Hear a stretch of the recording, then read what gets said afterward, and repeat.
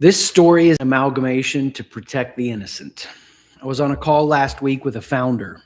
Wellness rituals are dialed in. Morning breath work, 20 minutes of meditation, a walk around the block before the laptop opens. But he hasn't spoken to his CFO in 9 days. His two most senior people on the leadership team have not been in the same room since February. When I asked him what he was going to do about it, he said, "I'm just trying to stay present with it." That is not presence. That is a sound bowl on top of a grease fire. Hey, welcome to Lunch with Chris. Today we're talking about Zen and the art of avoiding leadership.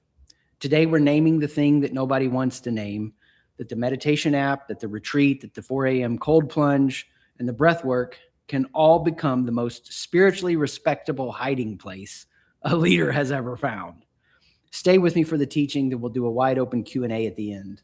I did already have my lunch, blueberry protein smoothie. Wednesdays start early, but I've got some coffee. So if you're lunching it with me or breakfast on the West Coast, throw in the chat what you're enjoying. If you saw the video we released this week, Namaste Ned, you get the character, the person who covers up real substantive leadership with the pursuit of what sounds like good actions to take. I think about these people that have downloaded the app, whatever the meditation app of their choice is. They've done the retreat. They bought the book their executive coach recommended, the one with the nice cover and the bamboo on the spine. This kind of person has a morning routine that they would defend in court, like they would go to battle for it. And on Sunday night, 9:47 p.m., they get a text, a ping, something that says something like, "Can we talk?" And their stomach will drop the same way it did before they ever started any of these routines. The calm that they tap into might feel real, but the problem is still there. And they just got better at tolerating a situation that needs to change. Here's what's actually happening. While people are doing breath work, there are two VPs that stop direct messaging each other. Their best operator turned in work that was B- for the third month in a row. And that leader just told themselves, it's just a season. The leadership team meeting now has a weird new rhythm where everybody's agreeing, but nothing actually moves. And when I talk to those leaders and I hear this from them, they drive home on Friday and they can't name one hard thing they said out loud all week. And I want to say to them, you're not leading calmer, you're leading less. When I really experimented with every form of meditation I could get my hands on and developed the ability to just stare at the wall for hours and lose all ambition, I really learned something powerful, that mindfulness is the beginning stage of developing a muscle that you need, but it's a terrible end point. And if you don't understand that, you'll start using mindfulness as a mask. One of the things that we're seeing over and over is as we engage with new technologies, AI, anybody, we're going to see these problems continue to exacerbate. If you want to, just throw in the chat what problem right now, and you can be as vulnerable as you want to be or as vague as you want to be, have you been sitting with that's now older than 6 months? That problem, did it go away? Did it get better? Or is it getting worse?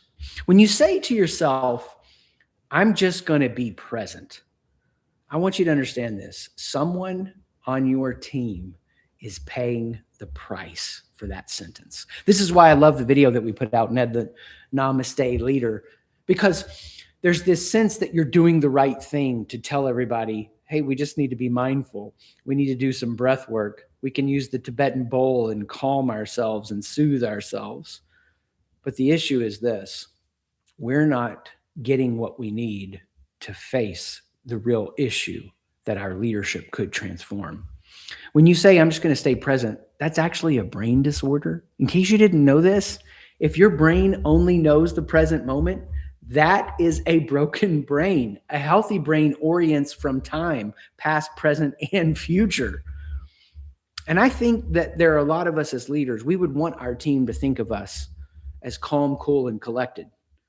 But when we're calm, cool, and collected, are we avoiding or are we building up reserves to face the issue? Last Friday, a billionaire tech founder did an interview with how he laid off 40% of his company. You may know the story, Jack Dorsey of Block, 4,000 people.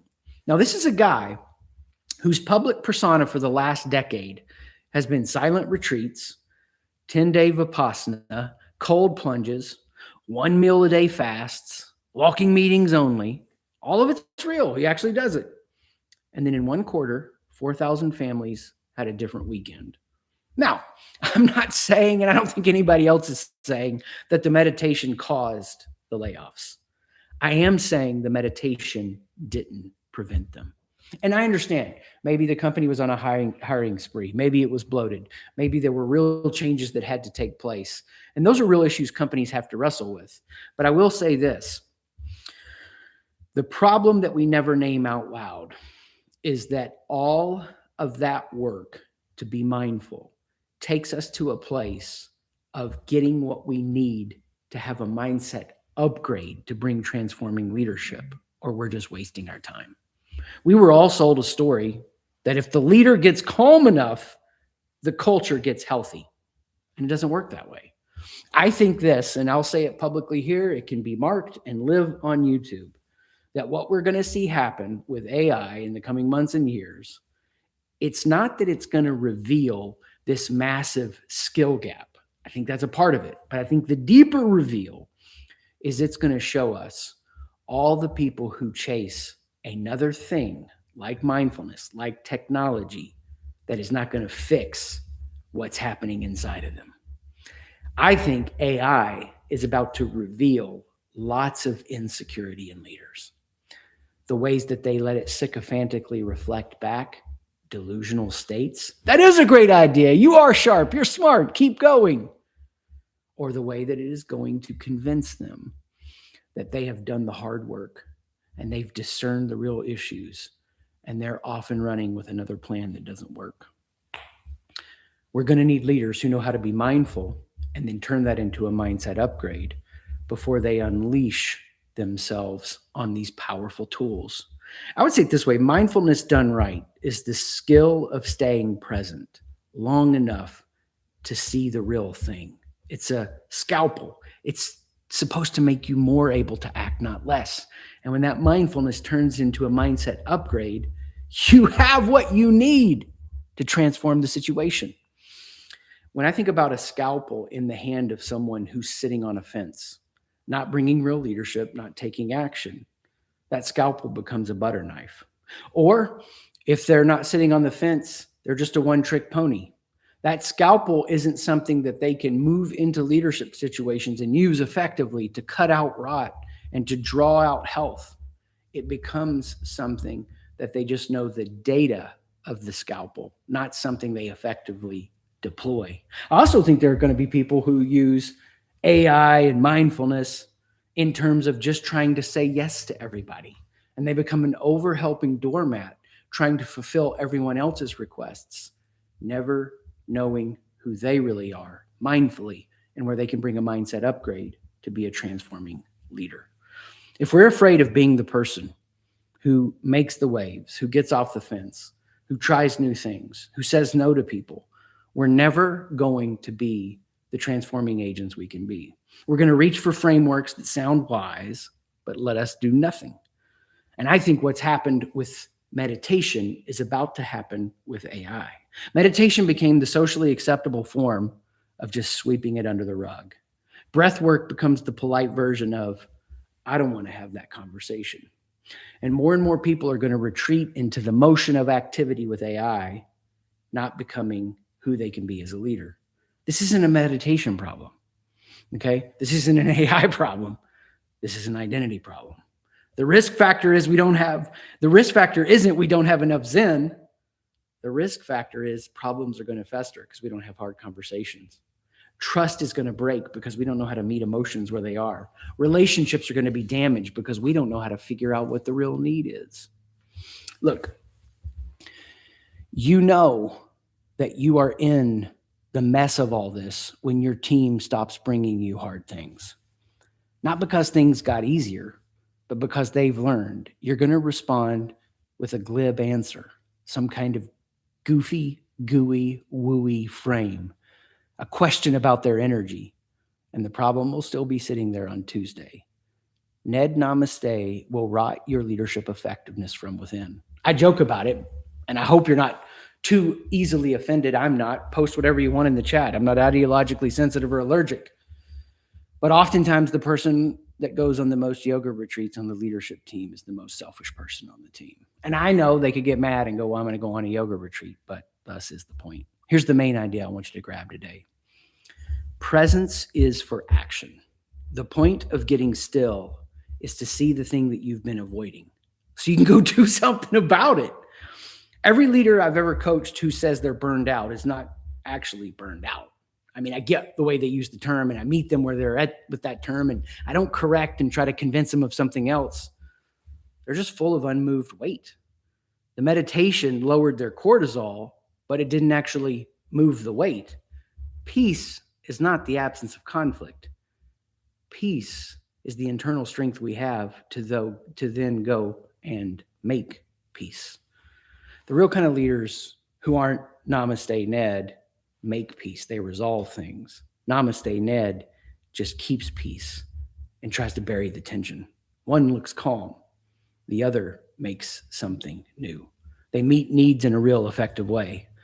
They don't just retreat into the data. They surface what needs to be seen. I think about it with like athletes. You can have well-trained athletes who know how to lower their heart rate. Two athletes with the same heart rate.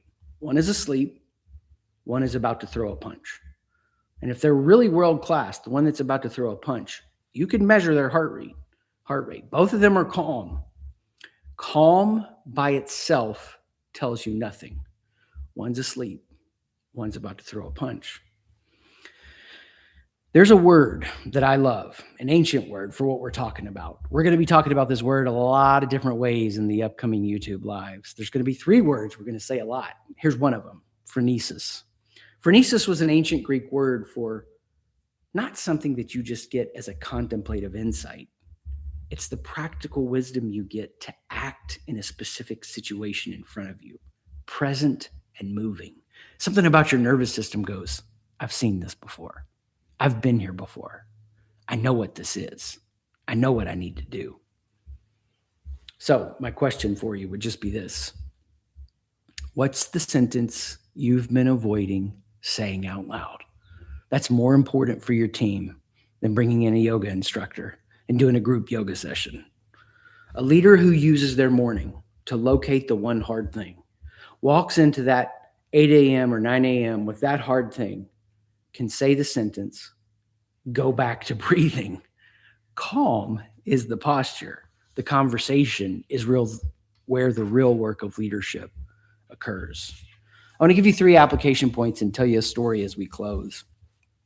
One would be this. Learn to ask people, not to just calm them down, but to be in the tension.